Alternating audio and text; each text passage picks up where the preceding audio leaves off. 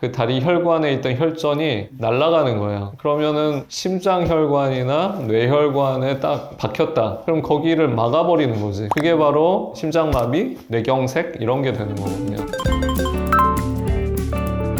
산부인과 수술 전에 이거는 뭐 모든 수술에 해당할 텐데, 그러니까 아스피린과 같은 항응고제는 반드시 피해야 됩니다. 혈전 억제제 반드시 그것을 약 일주일 정도 끊고 수술을 해야 되는데, 일주일 정도를 끊을 수 있는지는 처방받은 우리 해당과 의사 선생님의 의견을 듣고 하시는 게 맞습니다. 그리고 많이 여쭤보는 게 이제 당뇨약이라든지 고혈압약, 뭐 갑상선약 이런 것들도 마찬가지로 그 전날 저녁까지는 드시고 그 다음에 끊고 오시면 되는데, 그 중에서 혈전 억제제 아스피린과 같은 약은 끊는 것이 중요하다. 왜냐면 우리가 수술이라는 게 어때요? 절개를 하고 피가 나잖아요. 혈전이 억제가 되면 그 피가 잘 안 멎을 수가 있는 위험이 있거든요. 그래서 우리가 수술 후 부작용, 출혈의 부작용을 줄이기 위해서 우리가 그런 약들은 좀 중단하는 것을 추천드립니다. 그렇죠.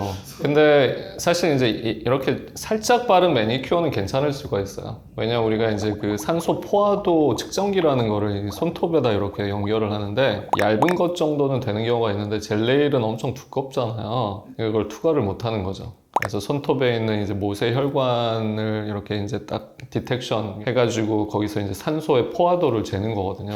근데 그 수술을 할 때는 당연히 우리가 마취가 되니까 진정이 된다고 그러거든요. 진정. 한마디로 이렇게 차분해지면서 뭐 의식도 없고 잠을 자는 상태가 되는데, 그러면은 호흡도 약간 저하가 될 수가 있어요. 불가피하게. 너무 안정되니까. 우리 어때요? 막 달리기 할 때는 엄청 숨이 가쁘고 심장도 빨리 뛰지만, 그냥 잘 때 같으면 아주 안정이 되면서 숨도 아주 차분해지고 또 얕게 되고, 그러면 이제 산소 포화도라는 걸 측정을 하면서 이게 너무 떨어지면 이게 사람이 이제 산소가 없으면은 생존할 수가 없기 때문에 그걸 이제 측정을 해야 되는데, 여기에 젤네일 같은 게 딱 있다. 그럼 이제 방해를 하는 거죠. 근데 사실 발가락에 할 수도 있거든요. 그러니까 적어도 손, 발 중에 한 군데는 좀 이렇게 없어야 되고, 그리고 달랑 하나 지우고 오시는 분들도 있는데, 그러면 여기가 이제 이쪽이 100% 측정이 된다는 보장이 없어요. 그러니까 가급적이면은 시술을 하기 전에는 싹 다 지우고 오시는 게 안전하겠습니다. 젤네일 같은 것도 얼마 이렇게 뭐 핀셋이나 어떤 기구로 이렇게 뜯어도 이게 깨끗하지가 않거든요. 아마 네일샵에선 전문적으로 뭐 이렇게 사포질도 하고 이렇게 예쁘게 하는데, 그렇게 안 될 뿐만 아니라 또 의료진 간호사님들이 그런 거를 막 하는 것도 좀 번거로운 작업이 될 수가 있으니까, 수술을 앞둔 분들은 조금 힘들 수 있겠지만 뭐 아까울 수도 있죠. 한지 얼마 안 됐다 이러면은 가격도 어느 정도 하니까 그래도 안전을 위해서 제거하고 오시는 거를 추천드립니다. 그리고 우리가 이제 그 산소 포화도 측정기를 귀에 있는 모세혈관을 이용해서 할 수도 있거든요. 그러니까 정말 그러면 귀에다 이렇게 부착하는 게 있어요. 근데 그거는 또 이제 금액이 들어요. 그러니까 병원에서 할 수 있습니다. 그런 방법도. 근데 산소 포화도 하는 거는 간단할 뿐만 아니라 비용도 안 들거든요. 그러니까 가급적이면 이제 우리 다 손톱은 깨끗하게 하고 오시면 좋겠습니다. 그러니까 귀걸이, 반지, 목걸이. 의학적으로 뭐 안전상의 이용 이런 거 네. 있는 건가요? 그렇죠. 그러니까 우리가 그 전기 소작기 같은 걸 써요. 지혈을 할 때. 그러면 이제 음극과 양극이 있고 전기가 통하는 거거든요. 전류가 흐르는 거기 때문에 금속성이 있으면은 뭐 화상의 위험도 있고, 그래서 가급적이면 다 없애고 하는 게 좋습니다. 안에 심장 박동기. 네, 네. 안에 심어져 있는 분도 계시잖아요. 그렇죠. 예. 그런 분들은 MRI 찍으면 안 되는 건 아는데 그럼 수술할 때도 괜찮은 건지? 근데 이제 요즘은 의료 장비, 뭐 영상 장비, MRI 같은 거나 수술을 할 때 문제가 없는 소재들을 많이 써요. 그래서 그런 위험은 없는 걸로 알고 있습니다. 그리고 이제 MRI는 자석을 이용한 원리거든요. 근데 뭐 예를 들어서 아연이라든지 알루미늄이 자석에 붙지 않잖아요. 예. 그러니까 이제 그런 안전한 소재들로 만드는 걸로 알고 있습니다. 일단 그런 의료기기가 이제 허가를 받을 때 아마 이제 그런 걸 다 통과를 해야 되고, 어떤 안전사항, 주의사항이 있으면 아마 그거를 시행하는 우리 의사 선생님이나 의료진이 설명을 드릴 것 같습니다. 그거는. 제가 알기로는 뭐 이제 임플란트 같은 거나 이런 것도 다 이제 철이 들어가지 않은 걸로 다른 금속으로 하는 걸로 알고 있습니다. 왜 금식을 하는지? 왜 물도 마시면 안 돼요? 물 아무것도 없고. 그거는 우리가 보통 8시간 정도 금식을 하라고 하거든요. 그 전신마취 수술 전에는 위가 차 있으면 마취를 했을 때 속이 이제 울렁울렁 약간 무심 구토감이 생기면서 토할 수가 있어요. 그 토사물이 이제 기도로 들어가면, 게다가 이제 의식도 별로 없는 상태에서 이제 기도와 기관, 식도가 좀 이렇게 늘어져 있는 상태가 될 수가 있거든요. 그러면 이제 음식물이 더 쉽게 이제 역류해서 들어올 수가 있는데, 그렇게 하면은 굉장히 치명적입니다. 토사물이 기도, 기관 안으로 들어가서 거기서 염증을 일으키는 거를 이제 흡인성 폐렴이라고 그러거든요. 그렇게 되면 굉장히 이제 치명률도 높고요. 치료가 잘 안 되고 아주 큰 의학적으로 문제가 생기기 때문에 우리가 어떤 목적을 갖고 수술을 하려다가 오히려 병을 얻을 수가 있는 그런 상황이 되기 때문에 그렇습니다. 그래서 뭐 물 먹어도 위액이라도 넘어올 수가 있잖아요. 위액, 위산 이런 걸 굉장히 이제 어떻게 보면 산성을 많이 띈 물질인데, 그게 기도로 들어오게 되면 폐에 심한 염증을 유발할 수도 있다. 그래서 가급적이면 위를 비워야 되거든요. 그래서 물도 먹지 말라고 보통 하는 겁니다. 일반 스타킹은 안 되죠. 그래서 아파 스타킹을 그럼 왜 착용하는지부터 알아야 되는데, 수술을 하면 어떻습니까? 가만히 있게 되겠죠. 우리가 적어도 마취를 하고 있지 않는 상태, 자는 상태라고 해도 이렇게 뒤척이기도 하고 그러잖아요. 근데 전신 마취를 하게 되면 아예 꼼짝을 안 해요. 손가락도 움직이지 않고. 그런 상태가 되면 혈류가, 혈행이 약간 정체가 될 수가 있어요. 좀 이렇게 더디게 흐른다는 거죠. 그러면 피라는 거는 그냥 깨끗한 물이 아니라 그 안에는 적혈구, 백혈구, 여러 가지 성분들이 들어있는데, 응고인자, 혈소판도 있고요. 근데 이제 그런 게 이제 흐름이 느려지면 그 안에서 약간 굳어질 수가 있어요. 그걸 혈전이라고 해요. 쉽게 얘기하면 우리가 뭐 예를 들어 막걸리가 있는데 가만히 놔두면 아래 이렇게 이제 우리 침전물이 있는 것처럼 흙탕물을 계속 흐르게 해봐요. 그러면 그 안에서 뭉치진 않고 계속 그냥 흙탕물 상태로 움직일 거 아니에요. 피도 약간 비슷해서 혈행의 그 어떤 이동이 이렇게 정체가 될 때 이제 그 안에서 굳을 수가 있다 이거죠. 특히 다리에 있는 혈관들에서 그게 많이 일어나요. 하체.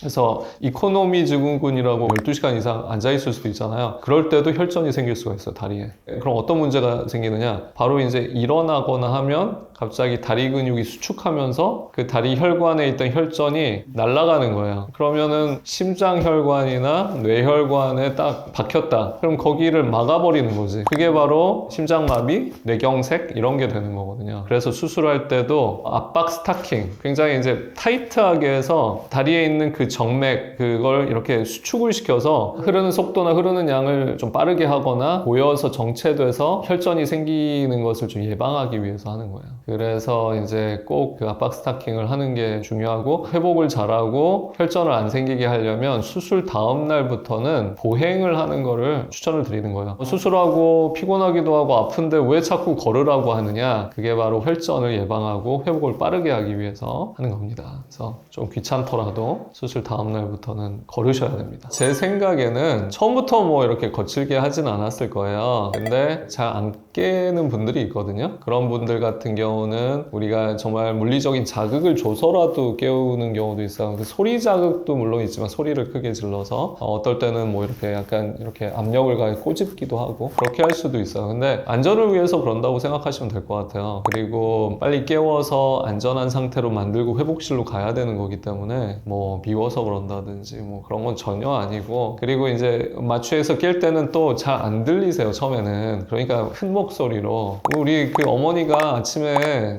깨울 때랑 똑같다고 생각하시면 됩니다. 처음에는 뭐 이렇게 하다가 점점 강도가 좀 세질 수가 있겠죠. 어머니가 처음부터 소리 지르십니까? 일어나라 이러다가 처음에는 그러시다가 이제 수술을 할 때 일단은 탈의를 다 하고 있잖아요. 물론 이제 그 수술포와 시트로 이렇게 이제 감싸고 있긴 하지만 체온을 잃기가 쉬운 상태죠. 그리고 수술방의 기온이 그렇게 높지가 않아요. 그리고 아무래도 우리가 활동할 때보다 가만히 있으면 자체적으로 발생하는 열도 적잖아요. 수액도 주게 되고, 게다가 피가 나게 되면 또 체온을 잃게 되고, 그러니까 여러 가지 저체온이 생길 수 있는 조건들이 많거든요. 그리고 이제 전신 마취가 돼 있을 때는 떨리는 것조차도 안 하는 거예요. 온 신경과 근육들이 이렇게 이제 마취가 되어 있기 때문에. 근데 마취가 깨면은 순간적으로 이제 느끼게 되는 거죠. 그러면서 우리가 덜덜 떨기도 하고 할 수가 있습니다. 그래서 보통 이제 장시간 수술을 하는 경우에는 워머들을 써요. 환자를 이렇게 따뜻하게 할 수 있는, 체온을 이제 유지할 수 있는 그런 것들을 보통 이제 우리 마취과 전문의 선생님께서 다 이제 해주시는 거죠. 한기를 이제 마취도 되어 있으니까 못 느끼다가 마취가 이제 다 풀리니까 감각도 느끼게 되는 거죠. 수술을 하고 나면 보통은 이제 유동식부터 시작해서 점점 정상 식사 일반식으로 가게 됩니다. 왜냐하면 이제 위장관도 좀 회복할 시간이 필요해요. 기능이 돌아오고 특히 복부 쪽 우리 그 골반 쪽 수술을 많이 하잖아요. 자궁난소. 거기에는 장도 같이 있거든요. 아무래도 장의 연동운동이라든지 움직임이 약간 저하가 될 수가 있습니다. 그래서 옛날에는 가스가 나온 후에 식사를 진행했는데 요즘은 특별히 장을 많이 이렇게 우리가 포함된 수술이 아니라면 수술 다음 날부터 이제 물부터 시작해서 미음, 죽, 그 다음에 일반식 이런 식으로 이제 진행이 됩니다. 근데 이제 저희 같은 경우는 수술을 오전에 할 수도 있고 뭐 오후에 할 수도 있잖아요. 근데 이제 식사는 그 다음 날부터 보통 진행해요. 뭐 아주 아침 일찍이 아니라면 대부분 이제 점심때 정도 되니까 수술이 끝나면 그러면 보통 저녁부터 드리진 않고 그 다음날 아침부터 엽떡 저는 지금도 못 먹는데 매운 거를 잘 못 먹어서. 근데 제 생각에는 뭐 한 일주일 정도 후에 이제 왜냐면 수술하고 나면 이제 퇴원약도 있거든요. 우리 그 항생제 포함한 진통제도 있으니까 보통은 한 5일치 이상 돼요. 그래서 수술하고 한 2, 3일 입원한 다음에 5일 정도는 항생제도 복용해야 되니까 그걸 다 드시고 나서 매운 거 드시면 좋을 것 같습니다. 방귀가 나오면 장의 연동 운동이 정상이 됐다는 뜻이에요. 원래는. 그래서 옛날에는 반드시 가스 아웃이 된다고 하는데 그렇게 한 걸 확인하고 식사를 진행을 했었어요. 근데 이제 환자마다 그게 이제 본인이 인지할 수도 있고 없을 수도 있고 자는 사이에 그랬을 수도 있고 그렇기 때문에 요즘은 그걸 이제 아주 철저하게 지키진 않고요. 근데 이제 수술에 따라서는 예를 들어 정말 장 수술을 했다. 산부인과는 원래 장 수술을 하는 건 아니에요. 근데 장 수술을 했다라고 하면 반드시 이제 가스 아웃이 돼야 되고요. 근데 산부인과 수술을 하는데 자궁과 장이 유착이 심해서 박리를 심하게 했다. 그래도 이제 장이 그 표면적이라도 약간 이제 우리 영향을 받은 게 될 수가 있기 때문에 주치의 선생님이 판단하에 금식 기간을 좀 오래 가질 수도 있습니다. 전신 마취를 하게 되면 기도에다 관을 넣어요. 이렇게 관을 넣어서 그걸 통해서 흡입 마취제가 들어가거든요. 그래서 폐로 다 묻어서 그게 흡수가 되면서 몸에 작용을 하는 거예요, 약이. 그러니까 우리가 약을 어떤 약이 있으면 먹을 수도 있지만 어떤 약들은 코 안에 뿌리기도 하고 기관에 있는 점막을 통해서 흡수하기도 하거든요. 근데 전신 마취 약은 이 기관을 통해서 흡수하는 거예요. 우리가 그냥 이렇게 정맥 마취, 바로 혈관으로 주는 거는 수면 마취고요. 전신 마취는 어떤 기체를 흡입하는 거예요. 그렇게 하면 그 약이 어떤 그 폐 구석구석에 묻어 있겠죠. 그러면 우리가 폐 기능도 좀 떨어질 수가 있고 어떤 그 마취 성분을 빨리 배출을 해야 되는 거예요. 수술이 끝나면. 그래서 하고 나면 뭐 가래 같은 것도 잘 뱉으라고 그러고 심호흡도 크게 하라고 그러고 이게 부는 게 이제 그 공이 올라오는 그러니까 세게 불수록 많이 올라오는 거거든요. 그러니까 운동을 시켜주는 거라고 보시면 됩니다. 폐를 그렇게 운동시키지 않으면 경우에 따라서는 무기폐라고 그래서 그 폐포 구석구석까지 공기가 못 들어가서 그 폐 부분이 이제 기능을 상실하는 그런 경우도 있을 수가 있어요. 특히 어르신들은 그런 게 또 이제 문제가 될 수가 있거든요. 뭐 이제 두 가지 가능성이 있는데 일단 복강경 수술, 뭐 로봇 복강경도 마찬가지고 복강경 수술을 하면 배에다 가스를 많이 채워요. 이산화탄소 가스를 채워서 공간을 만든 다음에 그 안에서 수술을 하는 거거든요. 그래서 그 가스가 흡수되면서 어깨 통증이 좀 유발될 수 있다고 그러고요. 두 번째는 우리가 수술 때 이렇게 하고 고정되어 있습니다. 그러니까 아무래도 팔을 이렇게 장시간 이렇게 하고 있으니까 어깨가 좀 아플 수 있겠죠. 그러니까 이제 가스가 흡수될 때 이제 횡격막이 바로 이제 그 복강 안에 이렇게 막고 있는 막인데 그게 자극이 돼서 이제 이런 신경 자극이 올라온다고 알고 있습니다. 신경들은 좀 분포가 이렇게 되어 있으니까요. 보통은 뭐 하루 이틀 정도 가고요. 그래도 뭐 한 일주일 정도 가는 분도 있을 수는 있죠. 흡수가 이제 천천히 일어나서.